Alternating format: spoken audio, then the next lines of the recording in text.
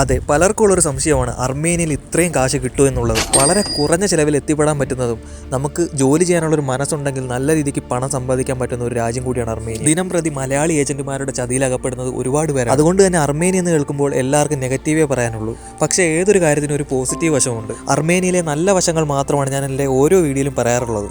രാവിലെ തന്നെ വാട്സപ്പിൽ വന്ന മെസ്സേജ് കണ്ടിട്ടാണ് ഞങ്ങളിവിടെ എത്തിയത്. 7 പേരെ ക്ലീനിങ്ങിന് ആവശ്യമുണ്ട്. അങ്ങനെ വാട്സപ്പിലെ നമ്പറിൽ നമ്മൾ കോൺടാക്ട് ചെയ്തു. 2 ബസ് കയറിയിട്ടാണ് നമ്മൾ അവർ തന്ന ലൊക്കേഷനിലെത്തിയത്. അങ്ങനെ ചോദിച്ചും പറഞ്ഞും നമ്മൾ എത്തിയത് ഈ വലിയൊരു ബിൽഡിങ്ങിൻ്റെ മുമ്പിൽ. ഇവിടെയാണ് നമ്മുടെ ഇന്നത്തെ ജോലി. ഞങ്ങളവിടെ എത്തിയപ്പോൾ സെക്യൂരിറ്റി ഗാർഡ് നമ്മളെ അകത്തേക്ക് കയറ്റി വിട്ടില്ല. അപ്പോൾ തന്നെ നമ്മൾ വാട്സപ്പിലെ നമ്പറിൽ കോൺടാക്ട് ചെയ്തു. അദ്ദേഹം ആ സെക്യൂരിറ്റി ഗാർഡുമായിട്ട് സംസാരിച്ചു. അങ്ങനെ ഞങ്ങൾ അകത്തേക്ക് കയറി. ഇത് പുതുതായിട്ട് പണി നടന്നുകൊണ്ടിരിക്കുന്ന ഒരു സൂപ്പർ മാർക്കറ്റാണ്.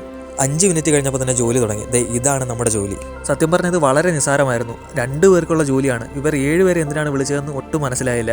ആദ്യം ചെറിയ പേടിയുണ്ടായിരുന്നു, ഈ നിസ്സാരമായ ചെറിയ ജോലി നമുക്ക് തന്നിട്ട് കുറച്ച് കഴിയുമ്പോൾ എന്തായാലും ഇനി വലിയ കഠിനമായ ജോലികൾ വരുമെന്ന്. അങ്ങനെ കുറച്ച് കഴിഞ്ഞപ്പോഴേക്കും അർമേനിയയിൽ ഇപ്പോൾ സമ്മർ സീസണാണ്. പക്ഷേ എല്ലാവരും ഞെട്ടിച്ചുകൊണ്ട് തന്നെ വീണ്ടും മഞ്ഞ് പെയ്യാൻ തുടങ്ങി. നമുക്ക് എന്താണ് ചെയ്യേണ്ടത്, നമ്മുടെ ജോലി എന്താണെന്ന് 2 പേര് നമുക്ക് ആദ്യം വന്ന് പറഞ്ഞു തന്നിട്ട് അവരെങ്ങോട്ടോ പോയി. പിന്നെ അവിടെ ആകെ ഉണ്ടായിരുന്നത് അവിടുത്തെ ജോലിക്കാർ മാത്രമാണ്. സത്യം പറഞ്ഞ അർമേനിയയിൽ നമുക്ക് കഠിനമായ ജോലി കിട്ടാറുണ്ട്, ഇതുപോലുള്ള നിസ്സാരമായിട്ടുള്ള ജോലിയും കിട്ടാറുണ്ട്. പക്ഷേ ഇത്രയ്ക്ക് നിസ്സാരമായ ഒരു ജോലി നമുക്ക് കിട്ടിയത് ആദ്യമായിട്ടായിരുന്നു. എന്താന്ന് വെച്ചാൽ നമ്മളെ നിയന്ത്രിക്കാനും ആരുമില്ല, അവിടെ CCTV ക്യാമറയും ഇല്ല. അങ്ങനെ നമ്മളൊരു 10-15 മിനിറ്റോളം ജോലി ചെയ്തു. അത് കഴിഞ്ഞിട്ട് ഒരു 10 മിനിറ്റോളം നമ്മൾ വിശ്രമിച്ചു. നമ്മളെല്ലാവരും കൂടെ ഉള്ളതുകൊണ്ട് തന്നെ നമുക്കതൊരു എൻജോയ്മെൻ്റ് ആയിരുന്നു. പരസ്പരം അങ്ങോട്ടും ഇങ്ങോട്ടും സംസാരിച്ചതുകൊണ്ട് ജോലി ചെയ്തത് അറിഞ്ഞതേ ഇല്ല. അങ്ങനെ നമ്മളെല്ലാവരും ഒരു 45 മിനിറ്റോളം ജോലി ചെയ്തു. ഇതിൻ്റെ ഒരു 1/4 ഭാഗവും, അതായത് 90% നമ്മൾ പൂർത്തിയാക്കിയിട്ടുണ്ട്. നിങ്ങൾ പറഞ്ഞ ജോലി കഴിഞ്ഞു വന്നു, ഇനി എന്താണ് നമ്മുടെ ജോലി എന്ന് നമ്മൾ ആ നമ്പറിൽ വിളിച്ച് ചോദിച്ചു. ഒരു 5 മിനിറ്റ് കഴിഞ്ഞപ്പോൾ തന്നെ അടുത്തൊരാൾ വന്നു. ആൾ വന്നിട്ട് പറഞ്ഞു ഇവിടെ ഉള്ള ഷെൽഫുകളും ടേബിളുകളും എല്ലാം ക്ലീൻ ചെയ്യാനായിട്ട് പറഞ്ഞു. അതായത് നമ്മളൊരു ചെറിയൊരു തുണിയെടുത്ത് ഇതുപോലെ തുടയ്ക്കുക. ഇതാണ് നമ്മുടെ അടുത്ത ജോലി. ഇത്രയേറെ നിസ്സാര ജോലികളുണ്ടായിട്ടും ഒരുപാട് തൊഴിൽ സാധ്യതകൾ ഉണ്ടായിട്ടും എന്തുകൊണ്ടാണ് എല്ലാവരും അർമേനിയെ കുറ്റം പറയുന്നതെന്ന് എനിക്കിതുവരെ മനസ്സിലായിട്ടില്ല. ഡെയിലി പേയ്മെൻറ്റിന് ജോലി ചെയ്യുന്നവർ നമ്മൾ എന്ത് ജോലി ചെയ്യാനായിട്ട് തയ്യാറായിട്ട് വേണം അർമേനിയയിൽ വരാനായിട്ട്. നമുക്ക് കിട്ടുന്നത് ചിലപ്പോൾ ഹാർഡ് വർക്ക് ആയിരിക്കാം, ചിലപ്പോൾ ഈസി വർക്ക് ആയിരിക്കാം. എന്ത് നേരിടാനായിട്ട് വേണം നമ്മൾ അർമേനിയയിൽ വരാനായിട്ട്.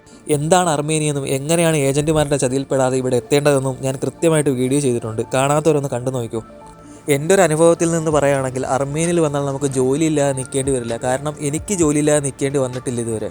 അങ്ങനെ നമ്മൾ വളരെ വേഗത്തിൽ തന്നെ ഈ ഷെൽഫുകളെല്ലാം തുടച്ച് വൃത്തിയാക്കി. അർമേനിയയിലുള്ള ആളുകൾ വളരെ നല്ല ആളുകളാണെന്ന് ഞാൻ എല്ലാ വീഡിയോയിലും പറയാറുണ്ട്.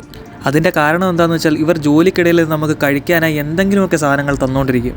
അങ്ങനെ ഷെൽഫെല്ലാം തുടച്ച് വീണ്ടും തുടച്ച സ്ഥലത്ത് തന്നെ തുടയ്ക്കാനായി തുടങ്ങി.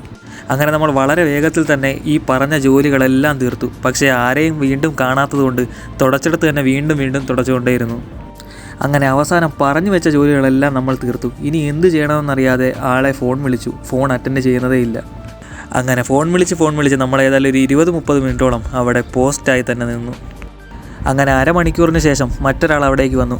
നമ്മളുടെ ജോലി പറഞ്ഞതെല്ലാം തീർന്നിരിക്കുന്നു, ഇനി ഒരു ജോലിയുമില്ല. കേട്ടപ്പോൾ തന്നെ ഒരുപാട് സന്തോഷമായി. അവസാനമായി നമ്മൾ ക്ലീൻ ചെയ്ത് വെച്ച കുറേ വേസ്റ്റും കാര്യങ്ങളും കവറുകളും ഉണ്ടായിരുന്നു. ഇതെല്ലാം പുറത്ത് കൊണ്ടുപോയി കളയാനായിട്ട് പറഞ്ഞു. അങ്ങനെ നമ്മളതെല്ലാം കയ്യിലെടുത്ത് കുറച്ച് ദൂരം നടക്കാറുണ്ടായിരുന്നു. ആളുകളൊക്കെ നമ്മളെ തന്നെ നോക്കുന്നുണ്ടായിരുന്നു. അങ്ങനെ നമ്മൾ റോഡൊക്കെ ക്രോസ് ചെയ്ത് മറു സൈഡിലെത്തി സാധനങ്ങളെല്ലാം ഡ്രോപ്പ് ചെയ്തു. ഇനി നമ്മുടെ അടുത്ത പരിപാടി സാലറി വാങ്ങുക എന്നുള്ളതാണ്. എന്താണെന്നറിയില്ല, നമ്മുടെ ജോലിയെല്ലാം കഴിഞ്ഞിട്ടും അരമണിക്കൂർ കൂടി അവിടെ സ്പെൻഡ് ചെയ്യാനായിട്ട് ആവശ്യപ്പെട്ടു. ആ ഒരു അരമണിക്കൂർ ഇങ്ങനെയൊക്കെയാണ് സ്പെൻഡ് ചെയ്ത് തീർത്തത്. അങ്ങനെ അരമണിക്കൂർ കഴിഞ്ഞപ്പോൾ തന്നെ നമുക്ക് സാലറി കിട്ടി. ഇന്നത്തെ ദിവസം പറഞ്ഞറിയിക്കാൻ പറ്റാത്തത്രയും ഹാപ്പിനെസ് ഉണ്ടായിരുന്നു. ഇത്രയും നിസ്സാരമായ ജോലിക്ക് കിട്ടിയ സാലറി എത്രയെന്നല്ലേ? നമുക്ക് 7 പേർക്കും കൂടി 49,000 അർമേനിയൻ ഡ്രംസ്, അതായത് ഇന്ത്യൻ മണി 10,600 രൂപ. അതെ, ചില ദിവസങ്ങളും ചില സമയങ്ങളും ഇതുപോലെയാണ്. നമ്മൾ പ്രതീക്ഷിക്കാതെ നമുക്ക് ഒരുപാട് സന്തോഷം കിട്ടും. അങ്ങനെ ഇതായിരുന്നു നമ്മുടെ അർമേനിയയിലെ ഇന്നത്തെ ഒരു ദിവസം.